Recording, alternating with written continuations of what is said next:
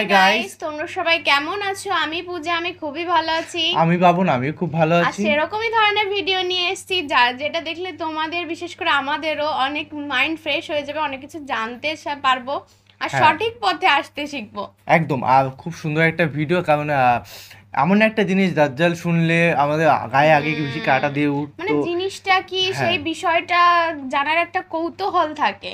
আর তার মধ্যে থেকে যেটা আমরা যেটা শুনতে চলেছি ঘটনা, তো ইবলিস, হ্যাঁ, ইবলিস। ইবলিসের সিংহাসনের ঘটনা, মানে ও, বুঝতেই পারছো। ইবলিস কোথায় থাকে, তার সিংহাসনটা কোথায়, সমস্ত কিছু ডিটেলস জানতে অবশ্যই। চলেছি।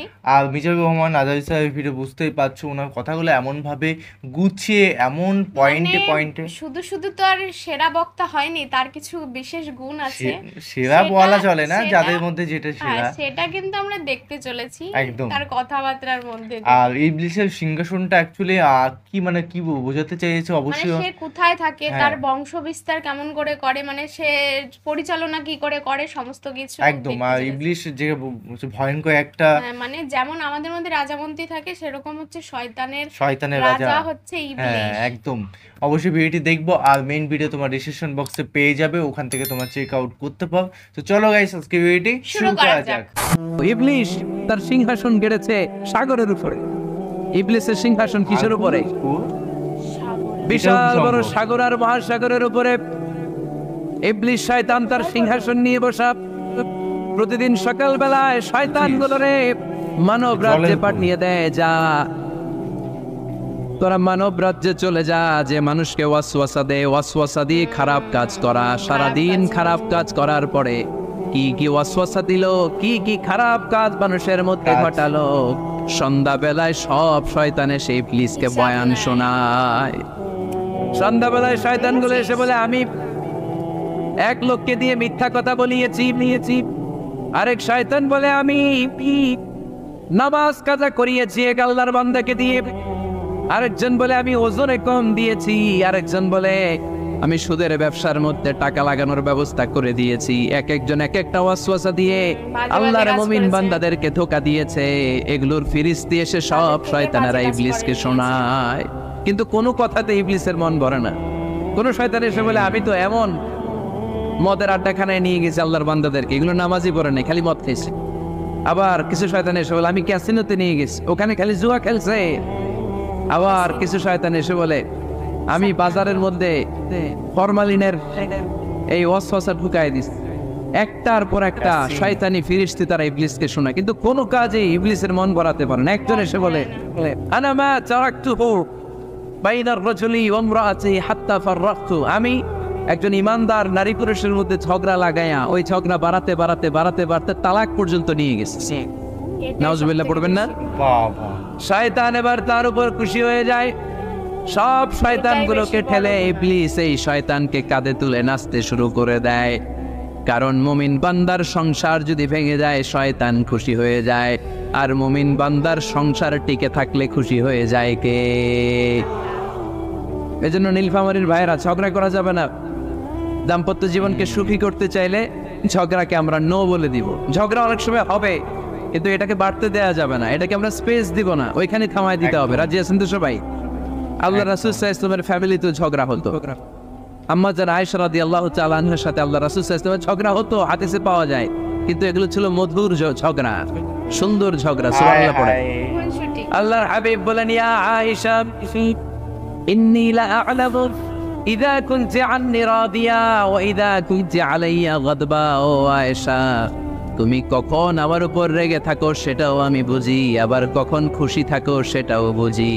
আম্মা যারা এসে বললেন, ইয়া রাসূলুল্লাহ, ইয়া হাবিবাল্লাহ, কেমন করে আপনি বুঝেন যে আমি আপনার উপর রেগে আছি, আবার কেমন করে আপনি বুঝেন আমি আপনার উপর সন্তুষ্ট আছি? বিশ্বনবী বললেন, আয়েশা, তুমি যখন আমার উপরে খুশি থাকো, আমার উপর যখন তুমি রাজি থাকো, তখন তুমি দোয়ার সময় এইভাবে দোয়া করো, ওয়া রব্বি মুহাম্মদ, মুহাম্মাদের রব, আপনি আমাদের সব গুনাহগুলো মাফ করে দেন। আর যখন তুমি আমার উপর রেগে থাকো, তখন তুমি আমার নামটা মুখ দিয়ে উচ্চারণ করো না, আয়েশা, তখন তুমি দোয়ার সময় বলতে থাকো, ওয়া রব্বি ইব্রাহিম, ইব্রাহিমের রব, আপনি আমাদের সব গুনাহগুলো মাফ করে দেন। যখন তুমি খুশি তখন আমার নামটা মুখে নাও, যখন তুমি আমার উপর রেগে থাকো তখন তুমি আমার নামটা মুখে নিতে চাও না। আম্মা জান আয়েশা বললেন, ইয়া রাসূলুল্লাহ ইয়া হাবিবাল্লাহ মা হাজুরু ইল্লা ইসমাক, আমি শুধু আমার মুখ থেকে আপনার নামটারে সরায় রাখি, আমার হৃদয় থেকে কোনোদিন আপনারে সরাতে পারি না। একদম মা হাজুরু ইল্লা ইসমাক, নবী হে, আমি তো শুধু মুখ থেকে আপনার নামটারে বাদ দেই, আমার হৃদয় থেকে তো আপনারে বাদ দিতে পারি না। আমার হৃদয় পুরোটা জুড়ে শুধু আপনি আর আপনি, চিল্লায় পড়েন আল্লাহু আকবার। তার মানে আম্মা জান আয়েশাও আল্লাহ রাসূল সাল্লাল্লাহু আলাইহি ওয়াসাল্লামের উপর রেগে থাকতেন মাঝে মাঝে, বিশ্বনবী মাঝে মাঝে রাগ করতেন। একবার খুব বেশি রাগারাগি হয়ে গেল, অনেক ঝগড়া হয়ে গেল। এবার আল্লাহ রাসূল সাল্লাল্লাহু আলাইহি ওয়াসাল্লাম খেয়াল করলেন না, এত ঝগড়া তো করা ঠিক হবে না। তখন আল্লাহর হাবিব সাল্লাল্লাহু আলাইহি ওয়াসাল্লাম বললেন, আয়েশা চলো মিটমাট করি। কি করি? হ্যাঁ হ্যাঁ, মিউচুয়াল করি না, মিটমাট। এই যে ঝগড়া লাগলে আবার যে মিলায় দেয়, এটা কি বলেন আপনারা নীলফামারীতে? মিটমাট। আল্লাহ হাবিব সাল্লাল্লাহু আলাইহি ওয়াসাল্লাম বললেন, আয়েশা চলো আমরা মিটমাট করি, আমরা আর ঝগড়া না করি। আম্মা জান আয়েশা বললেন, ঠিক আছে চলেন মিটমাট করি। বিশ্বনবী বললেন, ঠিক আছে একজনকে নিয়ে আসি যে দুইজনের মাঝে মিটমাট করাই দিবে। কারে নিয়ে আন? ওমরে ফারুককে নিয়ে আসি। আম্মা জান আয়েশা বলে, না, ওমরু গলিদ, ওমরের মেজাজ গরম, আমার ভয় লাগে। সুবহানাল্লাহ পড়বেন না? বিশ্বনবী বললেন, তাহলে তোমার আব্বারে নিয়ে আসি। কই নিয়ে আসেন, আব্বারে খুব ভালো লাগে। বিশ্বনবী বললেন, ঠিক আছে তোমার কথাই রইল, ওমরকে ডাকবো না, তোমার আব্বা আবু বকরকে নিয়ে আসবো। বিশ্বনবী মিটমাট করার জন্য সাইয়েদনা আবু বকর রাদিয়াল্লাহু তাআলা আনহুকে ডেকে নিয়ে আসলেন। সাইয়েদনা আবু বকর রাদিয়াল্লাহু তাআলা আনহু ঘরে ঢুকলেন। বিশ্বনবী বললেন, আয়েশা আমার আর তোমার মাঝে কি নিয়ে ঝগড়া হয়েছে, কথাটা কি তুমি বলবা নাকি আমি বলবো? আম্মা জান আয়েশা বলেন, আপনি বলেন, তুমি মিথ্যা বললেন না, যা ঘটছে ওইটাই বললেন। ওলা তাকুলিল্লাহ হাক্কান, যেটা সত্য এটাই বলবে, অন্য কিছু বলবেন না। আবু বকর রাদিয়াল্লাহু তাআলা আনহু তো শুনে রেগে মেগে আগুন। কি এত বড় সাহস, বিশ্বনবীর সামনে দাঁড়িয়ে তুমি এভাবে কথা বলো? এই আদব শিক্ষা দিয়েছি তোমাকে আমি। রেগে গেলেন। বিশ্বনবী কি সত্য ছাড়া মিথ্যা কিছু বলবেন? রেগে মেগে চিৎকার করে মেয়ের গালের মধ্যে দিলেন এক চপেট আঘাত। এক থাপ্পড় খেয়ে আম্মা জান আয়েশা উল্টায় পড়লেন। আবার মারার জন্য সাইয়েদনা আবু বকর রাগে গড়গড় করছিলেন, মেয়েরে আবার মারার জন্য উদ্যত হলেন। বিশ্বনবী অবস্থা ভয়ঙ্কর দেখে সাইয়েদনা আবু বকরের সামনে দুই হাত মেলে এইভাবে দাঁড়িয়ে গেলেন। বিশ্বনবীকে যখন আবু বকর রাদিয়াল্লাহু তাআলা আনহু দাঁড়াতে দেখলেন, সাইয়েদনা আবু বকর মুহূর্তের মধ্যে থেমে গেলেন। সুবহানাল্লাহ পড়েন। সাইয়েদনা আবু বকর রাদিয়াল্লাহু তাআলা আনহু ঘর থেকে বের হয়ে গেলেন। এবার বিশ্বনবী আম্মা জান আয়েশার কাছে যেয়ে বলেন, ও আয়েশা দেখো, আমি তোমারে মাইট থেকে বাঁচাইলাম। আমি না থাকলে তোমার বাবা তোমারে আসে শেষ করে ফেলতো, ঠিক কি না? আমি বাঁচাইছি তোমারে। ইয়া আয়েশা কাইফা রাআইতিনি আন খুসতুকি মিনার রাজুল, দেখছো আয়েশা কেমনে বাঁচাইলাম তোমারে? আজকে আমি না থাকলে এমন পিটতে দিতে তোমার বাবা একেবারে খবর হয়ে যায়। আম্মা জান আয়েশা লজ্জায় পড়ে গেলেন, হেসে দিলেন। বিশ্বনবীও হেসে দিলেন। সুবহানাল্লাহ পড়েন। দুইজনের এই হাসির আওয়াজ ঘরের বাইরে থেকে সাইয়েদনা আবু বকর শুনতে পেলেন। উনি শুনে তো অবাক, কিরে এতক্ষণ তৃতীয় বিশ্বযুদ্ধ, এখন আবার হাসে। ঘরে ঢুকলেন। ঘরে ঢুকার পরে আবু বকর রাদিয়াল্লাহু তাআলা আনহু বিশ্বনবীরে বলেন, ইয়া রাসূলুল্লাহ আশরিকানি ফি সিলবিকুমা কামা আশরাকতুমানি ফি হারবিকুমা। হে আল্লাহর রাসূল, আপনারা দুইজন ঝগড়া লাগলে মিটমাট করার জন্য আমারে যেমনি ডাকেন, আপনারা যখন সুখ আনন্দ আর হাসাহাসিতে ব্যস্ত থাকেন, ওই হাসির সময়গুলোতে শেয়ার করার জন্য তখনও আমার একটু ডাইকেন। পড়েন সুবহানাল্লাহ। ও নবী, শুধু ঝগড়ার সময় ডাইকেন না, শুধু মিলায় দেওয়ার জন্য ডাকবেন না। আপনাদের মধ্যে যখন সুখকর আনন্দময় হাসাহাসির মুহূর্তগুলো কাটে, ওই মুহূর্তগুলোতেও আমাকে এনে আপনারা শেয়ার করে দিয়েন। পড়েন সুবহানাল্লাহ।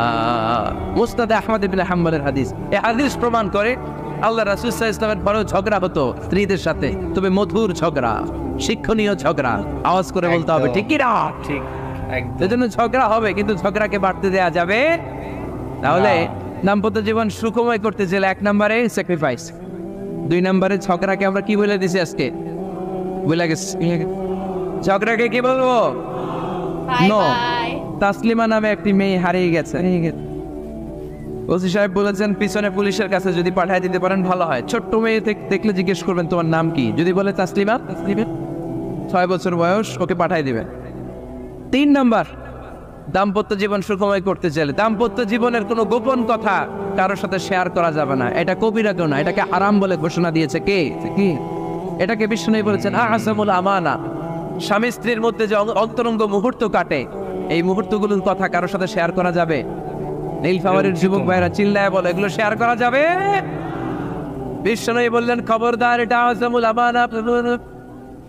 স্বামীর সবকিছু স্ত্রীর কাছে আমানত, স্ত্রীর সবকিছু স্বামীর কাছে আমানত।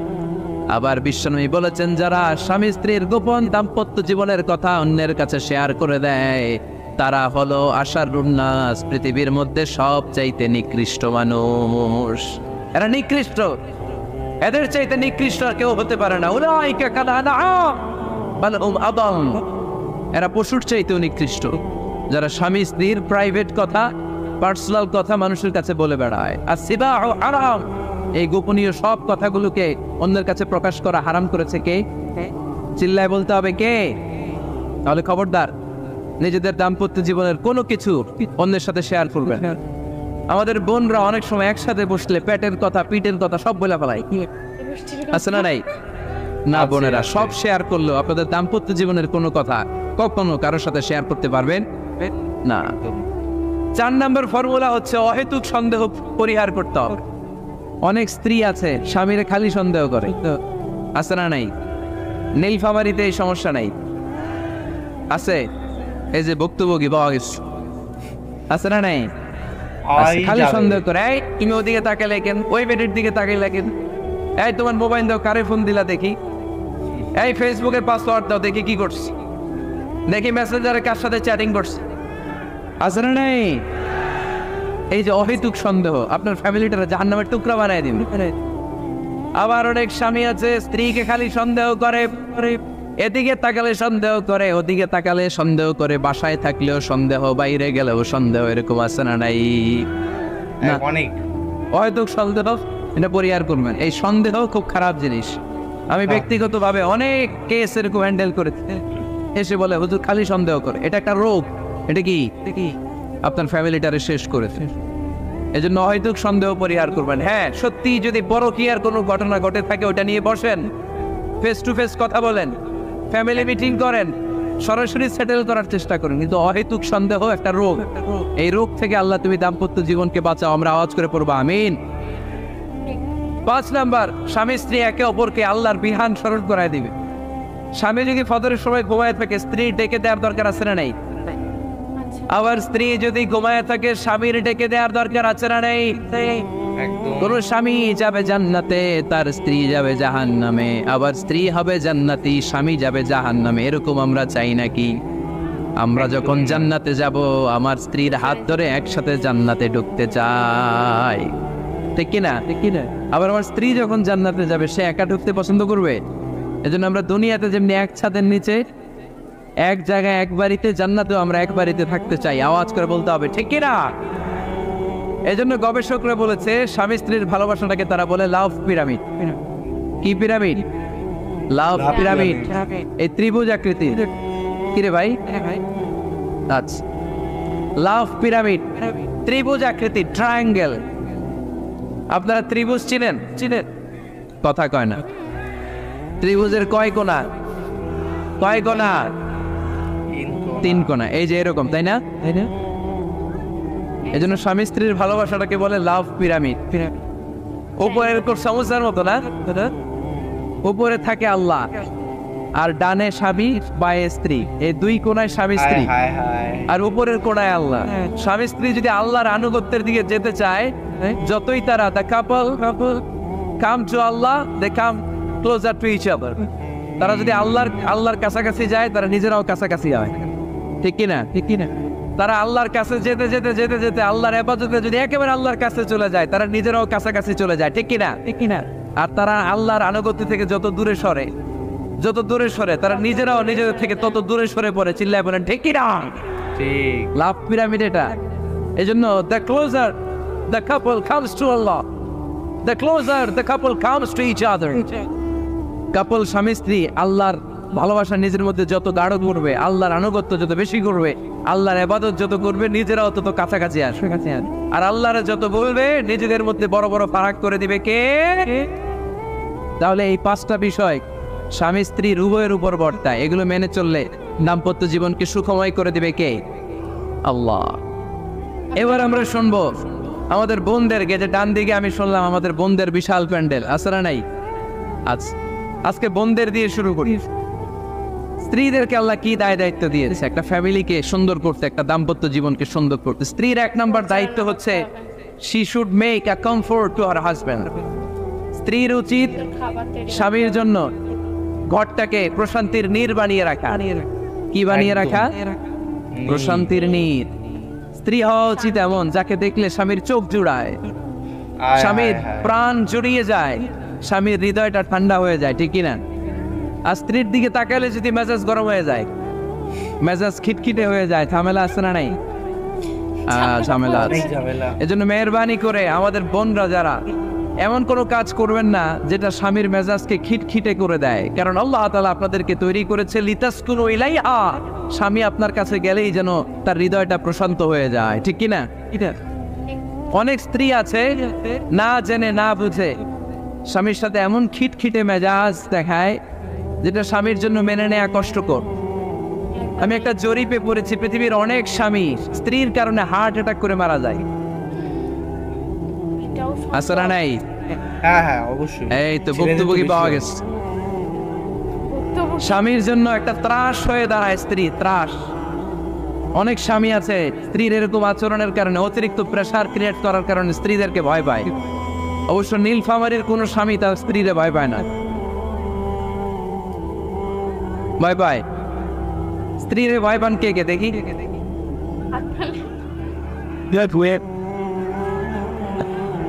ভয় পান আপনারা? ভয় পান?